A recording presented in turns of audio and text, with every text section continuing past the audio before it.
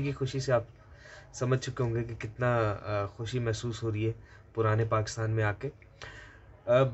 बहुत सारे लोगों का कंट्रीब्यूट है, मगर मैं सबसे पहले मोहतरमा मरीम नवाज़ की बात करूँगा कि मोहतरमा मरीम नवाज़ जब 13 जुलाई को मियाँ साहब के साथ वापस आईं, तो किस तरह से उन्होंने फिर अपनी सियासी जद्दोजहद का दोबारा से आगाज़ किया। और बहुत सारा दबाव था, बहुत सारे हमारे एमएनएज़, एमपीएज़, सेनेटर्स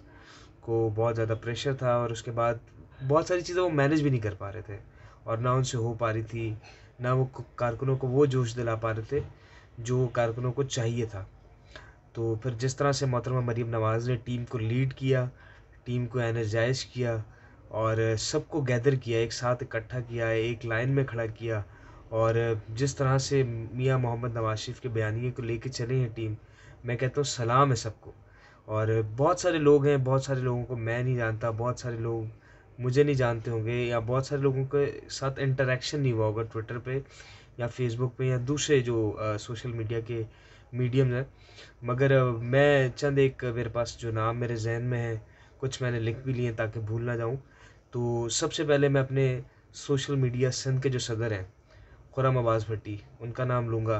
कि जब ये हुकूमत बनी उसके बाद से जो हम लोगों ने प्रोपोगंडा शुरू किया इस हुकूमत के ख़िलाफ़, जिस तरह से प्रोपोगेट किया, और हर छोटी बड़ी चीज़ पर अपने वसाइल में रहते हुए प्रेस क्लब पे दूसरी तीसरी जगहों पर अपने एहतजाज को रिकॉर्ड करवाते रहे। आतिफ रऊफ़ को जो हमारे मरकज़ी सदर हैं, कैसे भूल सकते हैं कि किस तरह से वो ट्रेंड के रोज़ मैसेज करते थे। कई दफ़ा ऐसा होता था कि बहुत कंसिस्टेंटली, बहुत रैपिडली जो है वो ट्रेंड भी चेंज करने पड़ते थे। बहुत सारी चीज़ों को वो बेहतर जानते होंगे कि क्यों करते थे। तो ये सारी चीज़ें जो है वो मुझे आज जब मैं बैठा हुआ सोच रहा था तो याद आ रही थी कि किस तरह से वो 2018 के इलेक्शन के बाद सिलसिला शुरू हुआ, और फिर आज कल जो अदम एतमाद आई है किस तरह से कामयाब हुई। इस सब में सोशल मीडिया के जो दोस्त हैं उनका बड़ा किरदार है। ज़िशान मलिक जो मैडम के पर्सनल सेक्रेटरी हैं, पॉलिटिकल सेक्रेटरी हैं, तो किस तरह से उन्होंने सारी चीज़ों को हमें बताते रहे, अपडेट करते रहे, लम्हा ब लम्हा जो है हमें उनके ट्विटर से जो है वो अपडेट मिलती थी कि क्या हो रहा है, क्या नहीं हो रहा, क्या होने जा रहा है, मोहतरमा अभी कहाँ जाएंगी, क्यों चुप हैं, क्यों नहीं बोल रही, बहुत अरसा मैडम खामोश भी रहीं। तो बहुत सारी चीज़ें हमें वो हौसला मिलता था उनके ट्वीट से कि मैडम खैर आफियत से हैं और क्या उनकी एक्टिविटीज़ हैं। इसके साथ साथ आलमगीर शाह जो हमारे केपीके के सदर हैं, राशिद नसरुल्लाह जो लंदन में होते हैं मियाँ साहब के साथ बड़ी जाँफशानी के साथ, और उससे पहले मेरे ख्याल मियाँ साहब भी उनको नहीं उस तरह से नहीं जानते थे जिस तरह से आज जानते हैं। तो बड़ी मेहनत की उन्होंने, बड़ी वहाँ से एवनफील्ड से मियाँ साहब के घर से लम्हा ब लम्हा में इत्तलात देते रहे कि क्या हो रहा है, क्या नहीं हो रहा, क्यों मियाँ साहब आज डॉक्टर के पास गए, डॉक्टर ने क्या बोला, और बड़ी जेन्युइन ख़बरें हमें वहाँ से मिलती रहीं। बदर शहबाज साहब जो मियाँ शहबाज शरीफ के मीडिया कोऑर्डिनेटर हैं सोशल मीडिया, वो हमें अपडेट रखते रहे, सारी चीज़ें बताते रहे। तो इन सब का बहुत बहुत शुक्रिया है। और आसमी मलिक जो सऊदी अरेबिया से हैं, वैसे तो पाकिस्तानी मगर अभी वहाँ पे अपने कारोबारी मामलात की वजह से, तो वो किस तरह से सौबतें बर्दाश्त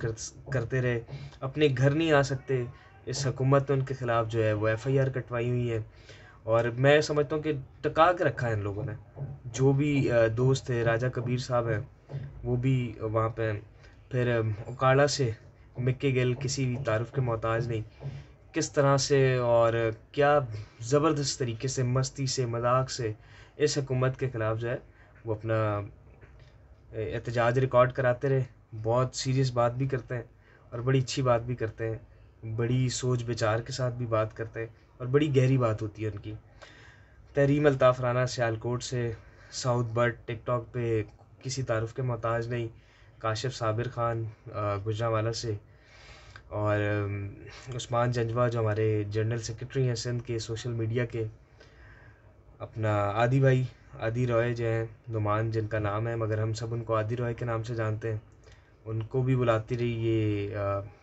एफआईए और दीगर नोटिस उनको भी आते रहे। साबिर महमूद हाशमी कैसे भूल सकते हैं कि अभी रिसेंटली वो सारी सोबतें झेल कर आए, और बहुत ज़बरदस्त आदमी है। और लम्हा ब लम्हा अभी भी, कल भी वो सुप्रीम कोर्ट में मौजूद थे, परसों जिस दिन फ़ैसला आना था 7 तारीख को, तो सारी चीज़ें वो बताते रहते हैं मीडिया पे बहुत। और ये मेरे ख़्याल है कि जो हमारी टीवी की जो मीडिया है, इलेक्ट्रॉनिक मीडिया, उससे तेज़ ख़बरें हमें मिलती हैं और बिल्कुल हक़ाइक़ पर मबनी होती हैं। और टीवी की कई मजबूरियाँ होती होंगी, वो उस तरह से ख़बर नहीं देते होंगे जिस तरह से ख़बर है। तो साबिर महमूद हाशमी का सैल्यूट भी है उनको, और बहुत सारे और दीगर लोग हैं, मैं शायद नाम भी भूल रहा हूँ, तो मैं क़ब्ल इस वक़्त कि वो मुझसे किसी भी चीज़ का शिकवा करें या इस वीडियो के नीचे कहें कि हमारा नाम नहीं लिया या मैं भूल गया, तो मैं माज़रत ख़्वाह उनसे अभी भी। हम सब नहीं, बल्कि एक वक़्त ऐसा था कि बहुत सारी चीज़ें हमारे पास नहीं थीं और मियाँ साहब जेल में थे, और उस तरह से हमें ख़बर भी नहीं मिल रही थी, मोहतरमा भी जेल में थी। तो डॉक्टर अदनान मलिक, जो मियाँ साहब के पर्सनल फ़िज़िशियन हैं, वो ख़बरें लगाना शुरू की, और वो इतना ज़्यादा नोन नहीं थे ट्विटर पे, और उस तरह से लोग उनको जानते भी नहीं थे शायद नाम से। बहुत सारे जैसे मेरे जैसे जो कारकुन थे वो नहीं जानते थे। तो उनकी फिर जो ख़बरें थी वो हमारी कराची की हैं, समीना आपा, समीना कासम, उन्होंने वो लगाना स्टार्ट की, अपडेट देना शुरू की, और फिर वहाँ से पता चला कि डॉक्टर अदनान जो हैं, जो मियाँ साहब के फ़िज़िशियन हैं, वो बताते रहते थे कि मियाँ साहब की तबीयत कैसी है, क्यों उनको मिलने नहीं दिया जा रहा। मैं कई दफ़ा ऐसा होता था कि डॉक्टर अदनान घंटों-घंटों जो है वो सुबह जाते थे और शाम तक जो है वो बाहर खड़े रहते थे, और उनको मिलने नहीं दिया जाता था मियाँ साहब से। तो ये सारी छोटी-छोटी कुर्बानियाँ हैं, ये सारी एफ़र्ट्स हैं, और ये सारा एक छोटा-सा रिकॉल है, एक फ्रेशअप है, कि सब चीज़ें याद करवाई जाएँ कि किस तरह से इस तब्दीली, ये एक दिन में नहीं तब्दीली की, इसके लिए 4 साल, साढ़े 3-4 साल की मेहनत है, और वो मेहनत में इन बड़े लोगों का हाथ है। और ये शायद वो नाम है कि अगर टॉप जो 4-5 नाम लिए मैंने सोशल मीडिया के, उनके अलावा जो नीचे वाले नाम हैं, उसमें से बेशतर लोगों को वो इतना ज़्यादा फ़ैमिलियर नहीं है मीडिया पर। वो ट्विटर के तो हीरो हैं, ट्विटर के वो शाहरुख़ खान हैं, मगर ये है कि वो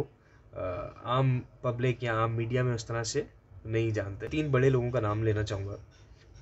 सबसे पहले मुशाहिदुल्लाह खान साहब, जिन्होंने सेनेट में ईंट से ईंट बजा के रखी इस न्याज़ी की, और